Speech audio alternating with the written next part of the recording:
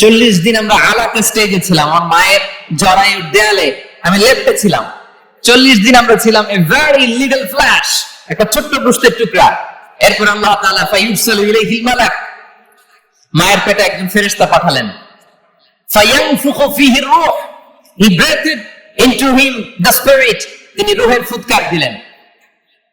ওয়া ইউমারু বিআরবা'i কালিমাত, চারটি জিনিস তখন লিখে দেয়া হলো। বিকাতবি রিজকিহি ওয়া আজালিহি ওয়া আমালিহি ওয়া শাকিয়ুন আও সাঈদ, তার রিজিক কি হবে লিখে দেয়া হয়েছে মায়ের পেটে যখন ছিলাম।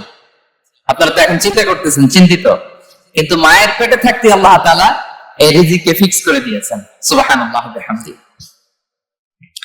এবং যে রিজিক আমি আমার মায়ের পেটে থাকতেই আল্লাহ তাআলা লিখে দিয়েছেন, সেই রিজিক ভোগ না করে আমি কোনোদিন মরবো না। বিষ্ণু সাহেব আমাদেরকে জানিয়েছেন, তোমার জন্য যে রিজিকের বন্দোবস্ত, যেই অ্যালটমেন্ট আছে, সেটা ভোগ না করে, উপভোগ না করে তুমি মরবে না, এবং সেটা আপনি উপভোগ করবেন, আপনার কাছেই আসবে। ধরুন আপনারা যে ফল আমেরিকাতে খান, এটা কি আমেরিকায় চাষ হয় ফল, নাকি কানাডা মেক্সিকো থেকে আসে? কোত্থেকে আসে? কোত্থেকে? এখানেই হয়, আবার বাইরে থেকেও আসে। Okay fine. লেটস সে আপনি যে অ্যাপেলটা দিয়ে আজকে ব্রেকফাস্ট করলেন, যে অ্যাপেলটা আপনি খেলেন, এটা মেক্সিকো থেকে এসেছে। ওই অ্যাপেলটা যখন কুড়ি অবস্থায় ছিল, মুকুল অবস্থায় ছিল, তখনই ওটার মধ্যে আপনার নাম লেখা।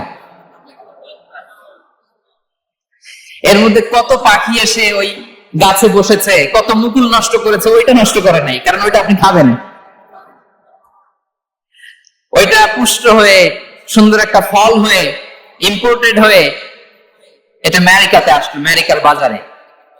অনেক মানুষ ওই ফলটা সুপার মার্কেটে যে ধরে চড়ে নেড়ে আবার রেখে দিয়ে চলে গেছে, নেই নেই, ওইটা সে খাবে না, কারণ ওইটা আপনার রিজিকে লেখা।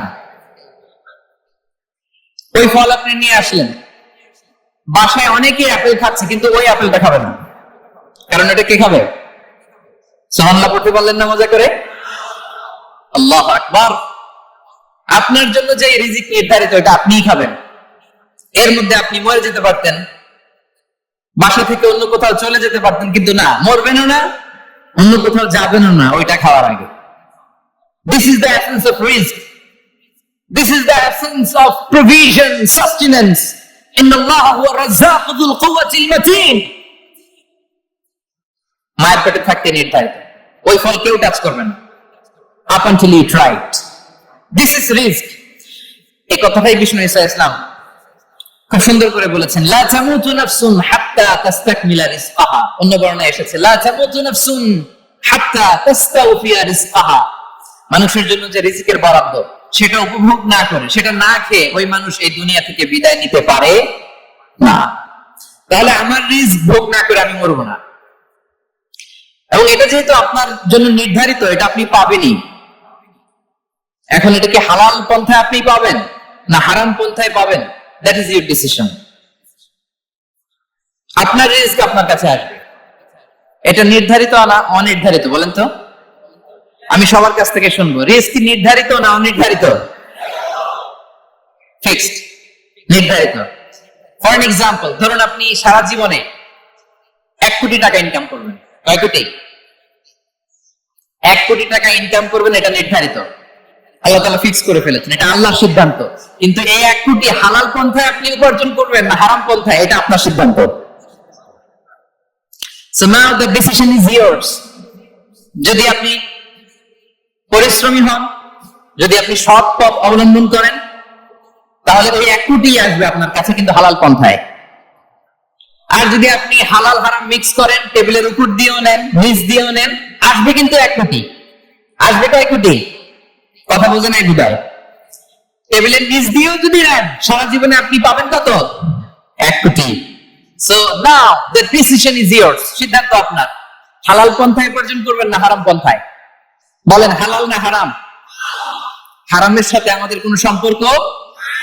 হারামকে আমরা এই কনভেনশন সেন্টার থেকে না বলে দিলাম, আওয়াজ করে বলুন নো। হারামের সাথে আমাদের কোনো সম্পর্ক? আল্লাহ তাআলার দেয়া বরাদ্দ রিস্ক আমরা হালাল পন্থায় উপার্জন করব ইনশাআল্লাহ। বলেন, তাহলে মায়ের পেট থেকে নির্ধারিত হয়ে গেল আমারটা আমি পেলাম, হালাল ভাবে আমি নিব।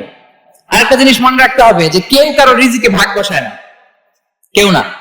আমরা অনেকে মনে করি যে আমি ওকে দিলাম, ওকে খাওয়াইলাম, আমি বোধহয় খাওয়াইলাম। না, সে আপনারটা খায় নাই, সে তার রিজিকে খেয়েছে। আমাদের ঘরে আমাদের বন্ধু বান্ধব আসে অনেক সময়,